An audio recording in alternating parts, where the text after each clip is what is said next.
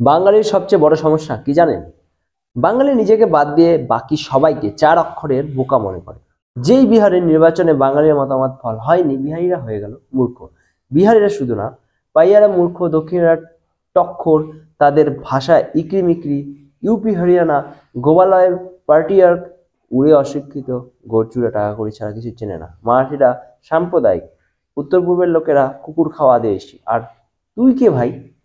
আমি বাঙালি। আমি জ্ঞানে সরস্বতীর বরপুত্র, রূপে কার্তিক, শিক্ষায় সব বিষয়ে পিএইচডি। আমি নারীবাদের হদ্দমধ্য।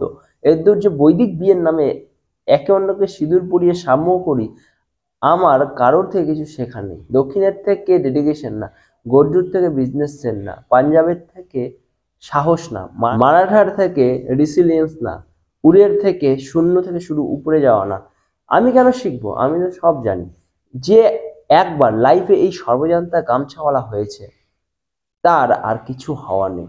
তারা কোথাও জিতবে না, তারা হেরে গেলে আত্মসমীক্ষাও করবে না, বরং ফেল করা ছাত্রের পরীক্ষার দিন পেট কামড়েছিল তাইয়ের মত হেরে গেলেই এরা রুদারে শুরু করবে। অমুক চোর, তমুক কেনা, ভোটার মূর্খ, ইভিএম এ ব্যাটারি নাই, ইসি রেসে মানুষ নাই।